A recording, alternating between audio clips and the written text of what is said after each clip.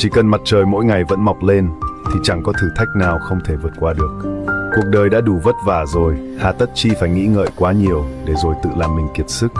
Hãy nhớ rằng, đường càng đi dài, mỏi sẽ là đôi chân. Nghĩ càng nhiều, nặng nề sẽ là trái tim. Mọi chuyện, hãy nhẹ nhàng mà nhìn, bình thản mà đối diện, đơn giản mà sống. Đôi khi, giả ngốc một chút lại là phúc. Nhớ kỹ một điều, cảm xúc không giải quyết được vấn đề gì. Giận dữ chính là chất độc. Tổn thương người khác cũng tự làm đau chính mình.